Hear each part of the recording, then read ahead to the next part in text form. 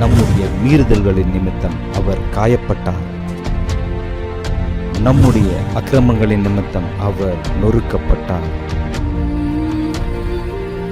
அவருடைய தழும்புகளால் குணமாகிறோம்.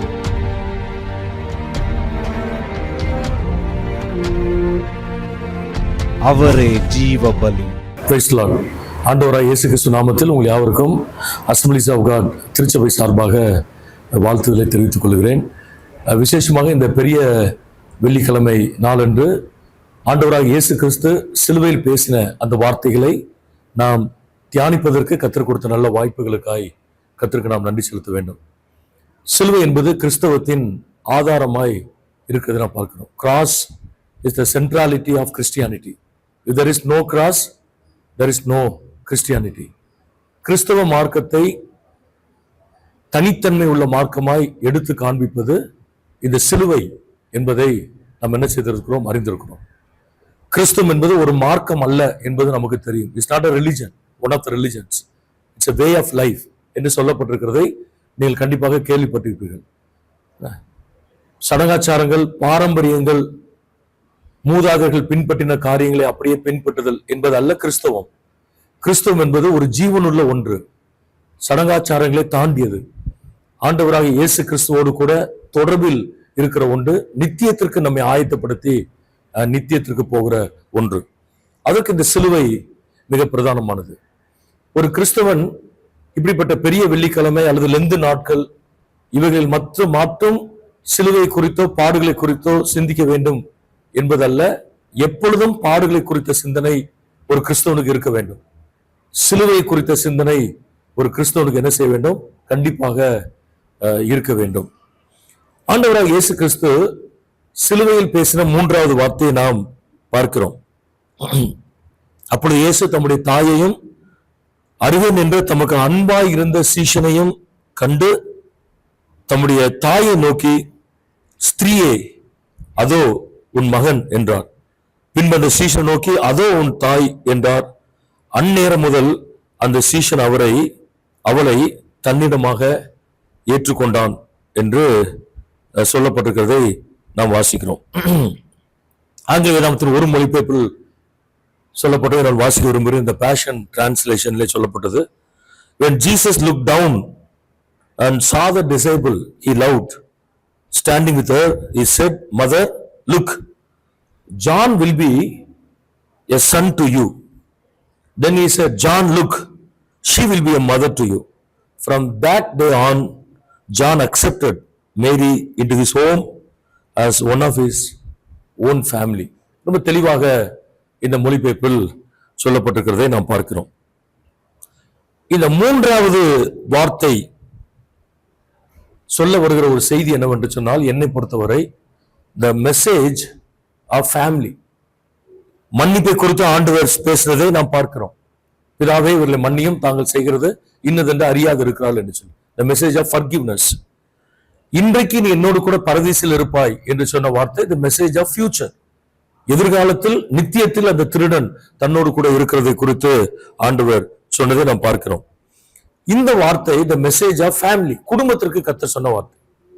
ஆண்டவர் ரொம்ப தெளிவாக சொன்னார். அம்மாவை பார்த்து சொன்னார், அம்மா mother look, John will be one of your sons. அம்மா ஜானை பார்த்து சொன்னார், யோவானை பார்த்து சொன்னார், John look, she will be your mother. So அந்த மொழிபெயர்ப்பு அழகாக சொல்லப்பட்டிருக்கிறது.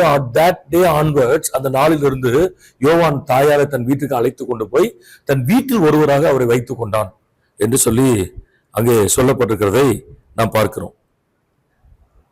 சிலுவையில மரிக்க போகிறார். இன்னும் சில மணி நேரங்களில், சில நிமிஷங்களில் கொடுமையான ஒரு வேதனை. அதெல்லாம் நாம் இந்த நேரத்தில் சொல்ல இல்லை, ஆனால் நாம் தியானித்திருக்கிறோம். சிலுவையின்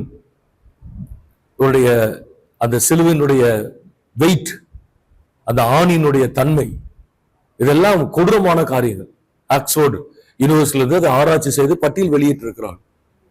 தன்னுடைய சரீரத்தில் ஒரு சொட்டு ரத்தமும் இல்லாத அளவிற்கு இயேசு கிறிஸ்து அன்றைக்கு சிலுவையிலே எல்லாவற்றையும் கொடுத்து விட்டு அவர் போனார். மனதளவில் வேதனை, mentally, emotionally, physically and spiritually was crushed. நம்பின எல்லாரும் கைவிட்டு ஓடி போய்விட்டார்கள். மனதிலே பாதிக்கப்பட்டார். சரீரத்தில் தாங்க முடியாத வேதனை. மனிதன் என்கிற கண்ணோட்டத்தில் அவரால் சகிக்க முடியாத பாடுகளாய், unbearable or intolerable sufferings and pain. அந்த வழிகளின் மத்தியிலையும் ஒரு தாயினுடைய வழியை ஆண்டவர் உணர்ந்தார். அதுதான் நாம் இந்த இடத்துல கவனிக்க வேண்டியது. தாயினுடைய வழி 10 மாதங்கள் வயிற்றில் சுமந்து பெற்றெடுத்து கிட்டத்தட்ட 33 ஆண்டுகள் வளர்த்த அந்த தாயினுடைய பார்வை, அந்த தாயினுடைய கண்ணீர், அந்த தாயினுடைய வேதனை ஆண்டவராக இயேசு கிறிஸ்துவின் இருதயத்தை என்ன செய்தது? அவர் உடைத்ததை பார்க்கணும். நாம் பிறப்பிலிருந்து பார்க்கும் பொழுது லூக்கா 1ஆம் அதிகாரத்தில் சொல்லப்பட்டிருக்கிறது, காபிரியல் தூதன் வந்து இயேசு கிறிஸ்துவின் பிறப்பை நற்செய்தியாக அறிவித்துட்டு போன பின்பு ஒரு வசனத்தில் எழுதப்பட்டிருக்கிறது, மரியாள் இந்த சங்கதிகள் எல்லாம் தன் இருதயத்தில் வைத்து சிந்தனை பண்ணி கொண்டிருந்தான். சோ அவளுக்கு நடக்க போகிற எல்லாமே தெரிந்திருந்தது. நியாயப்பிரமாணத்தை கற்றுத் தேர்ந்த அந்த தாய், இவைகள் எல்லாம் ஆண்டவராக இயேசுவுக்கு சம்பவிக்கும் என்று அவளுக்கு தெரிந்திருந்தாலும், மனித கண்ணோட்டத்தில் ஒரு தாய் என்கிற ஒரு ஸ்தானத்தில் தான் பெற்று வளர்த்த தன்னுடைய மகன் பாடுபடுவதை அவளால் சகிக்க முடியவில்லை. மரியாளுக்கு மாத்திரமல்ல, உலகத்தில் இருக்கிற எந்த தாய்க்கும் அந்த வழியை என்ன செய்ய முடியாது? சகிக்க முடியாது. பிள்ளைகள் பாடுபடுகிறதை அல்லது கொடிய வியாதியில் இருக்கிறதை, விபத்தில் சிக்கி இருக்கிறதை, வேதனைப்படுகிறதை ஒரு தாயின் உள்ளம் என்ன செய்யாது? சகிக்காது. Jesus understands the pain of a mother. ஒரு தாயினுடைய வலியை இயேசு என்ன செய்தார்? அவர் அறிந்தார். ஒன்று. இன்னொன்று, he understands the pain of the separation. இந்த உலகத்திலிருந்து பிரிக்கப்பட்டு போகிறோம். அவர் பிதாவிடத்துக்கு போகிறார். இந்த நோக்கத்தில் வந்த ஊழியம் நிறைவேற்றி முடிக்கப்பட்டிருக்கிறது. பிதா எனக்கு செய்யும்படி அவர் எனக்கு நியமித்தது எதுவோ நான் அதை செய்து முடித்தேன் என்று யோவான் 17ஆம் அதிகாரத்தில் அந்த பிரதான ஆசாரியனுடைய ஜெபத்தில் அவர் செய்ததை நான் பார்க்கிறோம். Whatever the Father had assigned to me, I have completed the task. ஆண்டவர் தெளிவாக சொல்லிவிட்டு போனார். ஆனால் தன்னை பிரிகிறோமே என்கிற வேதனை அந்த தாய்க்கு இருக்கிறதை இயேசு கிறிஸ்து என்ன செய்தார்? அவர் பார்த்தார். அவமானத்தின் சின்னம், the pain of the shame, அதை இயேசு கிறிஸ்து உணர்ந்தார். தான் அவமானப்படுத்தப்பட்டதில்லை, தன் பிள்ளை அவமானப்படுத்தப்பட்டு குற்றம் சாட்டப்பட்டு சிலுவையில் பரிதாமை தண்டிக்கப்பட்டு தொங்கிக் கொண்டிருக்கிறானே என்கிற அந்த தாயினுடைய வேதனை நம்ம எல்லாவற்றையும் இது எல்லாவற்றையும் இயேசு உணர்ந்தார். கொலை குற்றம் செய்துவிட்டு வருகிற ஒருவனுடைய தாய் கூட சொல்லுகிற வார்த்தை, இல்லை, என் பிள்ளை அப்படி செய்திருக்க மாட்டான், அவன் நல்லவன் என்று சொல்லக்கூடிய ஒன்று. ஆனால் 33 ஆண்டுகள் நல்லவராகவே வாழ்ந்து நன்மை செய்கிறவராகவே சுற்றி திரிந்த ஒருவரை சிலுவையில் பார்ப்பது தாய் என்கிற கண்ணோட்டத்தில் அவருக்கு மிகவும் வேதனை உள்ள ஒன்றாய் காணப்பட்டது. சோ சரீரத்தில் எவ்வளவு கொடுமையான வேதனைகள் இருந்தாலும் அந்த கடைசி நேரத்திலும் ஆண்டவராக இயேசு கிறிஸ்து தன்னுடைய தாயை தனக்கு அன்பான சீஷனுடைய கரத்தில் விட்டு போனதை பார்க்கிறோம். That was one of his missions. அவருடைய ஊழியங்களில் ஒன்று அது என்பதுதான் சிலுவையில் அவர் சொல்லி இருக்கிறார். நான் இந்த உலகத்தில் வந்து தேவனுடைய ராஜ்யத்தை ஸ்தாபிக்க வந்தேன், பாவிகளை ரட்சிக்கும்படியாக நான் வந்தேன், இருளில் இருக்கிற ஜனங்களை வெளிச்சத்திற்கு கொண்டு வருவதற்காக நான் இந்த உலகத்தில் வந்திருக்கிறேன், பிணியாளிகளை சுகமாக்கும்படி வந்திருக்கிறேன், அந்தகார சக்திகளிலிருந்து விடுதலை கொடுத்து ராஜ்யத்தை ஸ்தாபிக்கும்படியா வந்திருக்கிறேன், அதற்காகத்தான் 12 பேருக்கு பயிற்சியும் கொடுத்திருக்கிறேன், திருச்சபை ஸ்தாபிக்கப்படும், நான் செய்ததை விட வல்லமையாய் மகிமையாக இவர்கள் செய்வார்கள் என்று இயேசு கிறிஸ்து, ஆண்டவராக இயேசு கிறிஸ்து சொல்லிவிட்டு போனார். பாதாளத்தின் வாசல்கள் அந்த திருச்சபையை மேற்கொள்வதில்லை என்று சொன்னார். ஆனால் அந்த சிலுவையில் பேசின அந்த பொன்னான 7 வார்த்தைகளில் அவர் குடும்பத்தையும் சேர்த்திருக்கிறார் என்பது நாம் சந்தோஷப்பட வேண்டிய ஒன்று. குடும்பம் இல்லாமல் திருச்சபை இல்லை, குடும்பங்கள் இல்லாமல் தேவ ராஜ்யம் இல்லை என்பதை நாம் விளங்கிக் கொள்ள வேண்டும். கிறிஸ்தவர்கள் இன்னைக்கு விளங்கிக் கொள்ள வேண்டிய ஆழமான சத்தியம். ஒருவன் தன் சொந்த குடும்பத்தை நடத்த அறியாது இருந்தால் தேவனுடைய வீட்டை விசாரிப்பது எப்படி? If anybody doesn't know how to take care of his own family, how can he take care of the affairs of God? இதை நீங்கள் உங்களுடைய தொழிலுக்கு பொருத்தி பாருங்க. தீமோத்தேயு ஒரு போதகர், ஆகவே போதக நிருபத்தில் அது எழுதியிருக்கிறார். ஒரு doctor, if a doctor doesn't know how to take care of his family, how can he take care of the affairs of the hospital? ஒரு ப்ரொஃபசர் அதே வார்த்தை போட்டு பாருங்க, ஒரு டீச்சரை போடுங்க, ஒரு நர்ஸ், ஒரு கவர்மெண்ட் ஆபீசர், ஒரு பிசினஸ்மேன். இந்த விதி எல்லாருக்கும் பொருந்தும், ஊழியக்காரர்களுக்கு மட்டுமல்ல. மனைவி, பிள்ளைகள், கணவனை சமாளித்து வாழ தெரியாதவன் இந்த உலகத்தில் வேறு எங்கேயும் அவனால் சரியாக வாழ முடியாது என்பதுதான் ஆண்டவர் அழுத்தம் திருத்தமாய் அவர் குடும்பம் என்கிற கண்ணோட்டத்தில் சொன்னதை பார்க்கிறோம். பிதா என்னை அனுப்பினார், ராஜ்யத்தை ஸ்தாபிக்கும்படியாக வந்தேன், பிசாசின் ராஜ்யத்தை அழிக்கும்படியாக வந்தேன். அது பரலோகத்திலிருந்து எனக்கு கொடுக்கப்பட்ட ஒரு மிஷன், ஒரு ஊழியம். அதை நான் சந்தோஷமாக நிறைவேற்றி நான் போக போகிறேன்.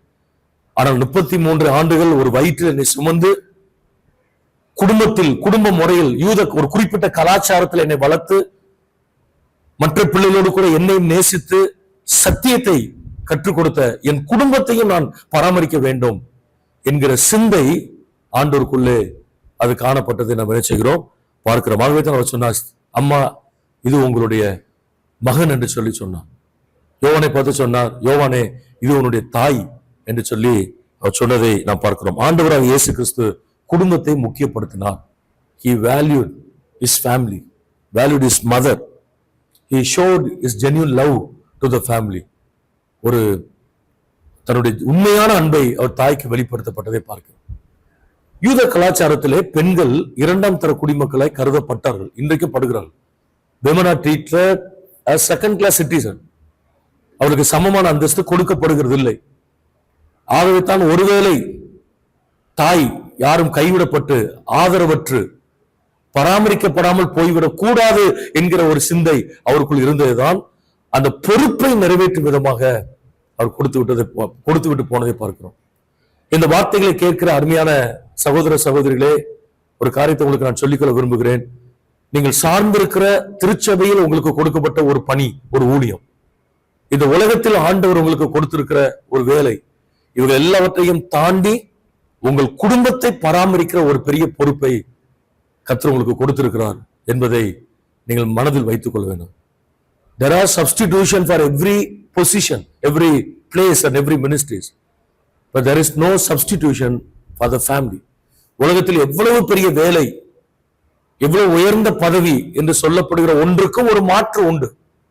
ஒரு மனிதர் இல்லை என்றால் இன்னொரு மனிதர். ஒரு டிஸ்ட்ரிக்ட் கலெக்டர் இல்லை என்று சொன்னால் அந்த மாவட்டத்தில் இருக்கின்ற வருவாய் அதிகாரி DRO கூடுதல் பொறுப்பாய் கவனிப்பார். அல்லது அருகில் உள்ள மாவட்டத்தில் உள்ள இன்னொரு அதிகாரி, இன்னொரு IAS ஆபீசர் அந்த மாவட்டத்தை கொஞ்ச நாள் கூடுதலாய் கவனிப்பார். எல்லாவற்றுக்கும் மாற்று உண்டு. ஆனால் கணவன், மனைவி, பெற்றோர் என்பதற்கு மாற்று இல்லை. There is no substitution for the roles in the family என்பதை நாம் என்ன செய்ய வேண்டும், விளங்கிக் கொள்ள வேண்டும். ஆக இந்த சிலுவையை குறித்து சிந்திக்கிற இந்த நாளிலே நாம் திருச்சபைக்கு போகிறோம், ஆராதிக்கிறோம், பல விதமான வார்த்தைகளை பல ஆண்டுகளை கேட்டுக்கொண்டிருக்கிறோம். இந்த 3வது வார்த்தை பேசும்படியா எனக்கு சொல்லப்பட்டது. இந்த 3வது வார்த்தையிலே ஒரு குறிப்பை உங்களுக்கு மனதில் நான் பதிக்க வைக்க விரும்புகிறேன். குடும்பத்தை பிரதானப்படுத்துங்கள். Value your family. ஒரு 3 வார்த்தைகளை மாத்திரம் நான் இறுதியாக சொல்லி முடிக்க விரும்புகிறேன். Number 1, connectivity, connection. Always get connected with God and with your family. ஆண்டவரோடு இணைந்திருக்க வேண்டும், உங்கள் குடும்பத்தோடு இணைந்திருக்க வேண்டும். முப்புரி நூல் சீக்கிரம் மாறாது. A cord of 3 strands cannot be broken easily என்று சொல்லி சொல்லப்பட்டிருக்கு. ஆண்டவர், கணவன், மனைவி, இந்த முப்புரி நூல் ஒரு நாளும் மாறாது. இது நிமித்தம் மனுஷன் தன் தகப்பனையும் தன் தாயையும் விட்டு தன் மனைவியோடு இசைந்திருக்கிற கடவன் என்று சொல்லி வேதத்தில் சொல்லப்படுகிறது. ஒரு மொழிபெயர்ப்பு அழகா சொல்லப்பட்டிருக்கிறது, a man shall leave his father and mother and unselfishly attached to his wife. இதே போல வைஸ் வர்சா, வைஃப் அதே போலதான். A wife shall leave her father and mother and unselfishly attached to her husband. So இந்த டபக் என்கிற ஒரு எபிரேய வார்த்தை பயன்படுத்தப்பட்டிருக்கு. unselfish act, சுயநலம் இல்லாமல் தன்னை மறந்து நாம் பிறர் கண்ணோட்டத்தில் அதர் ஓரியன்டட் பிரின்சிபல் என்று சொல்லுகிறோம். பிறரை பிரதானப்படுத்தி வாழ்கிற ஒன்று, அதுதான் கனெக்டிவிட்டி. சோ இந்த வெள்ளிக்கிழமை சிலுவை குறித்து சிந்திக்கிற நாம் ஒரு விஷயம் வாழ்க்கையை ஆராய்ந்து பாருங்கள். என் ஆண்டவரோடு நான் இணைந்திருக்கிறேன். am I connected with my God? இன்னொரு கேள்வி நீங்க கேட்கணும், am I connected with my family? என்னுடைய குடும்பத்தோடு நான் இணைக்கப்பட்டிருக்கிறேன். ஒருவேளை உங்களுக்குள்ளே வருத்தங்கள், கசப்புகள், வைராக்கியங்கள், ஈகோ, பேசிக்கொள்ளாத தன்மை, சண்டை இவைகள் காணப்படும் என்று சொன்னால் இந்த பெரிய வெள்ளிக்கிழமை அன்று இந்த வார்த்தைகளை கேட்டுக்கொண்டிருக்கிற நீங்கள் மனம் திரும்பும்படி உங்களை நான் பணிவோடு கேட்டுக்கொள்கிறேன். உங்கள் குடும்பத்தோடு கூட நீங்கள் என்ன செய்திருந்தீர்கள், நீங்கள் இணைந்திருங்கள். கர்த்தர் நிச்சயமாய் உங்கள் குடும்பங்களை என்ன செய்வார், ஆண்டவர் ஆசீர்வதிப்பார். 2வது நான் சொல்ல வருகிற ஒரு வார்த்தை என்ன சொன்னால் கம்பானியன்ஷிப், தோழமை என்கிற வார்த்தை நான் சொல்ல விரும்புகிறேன்.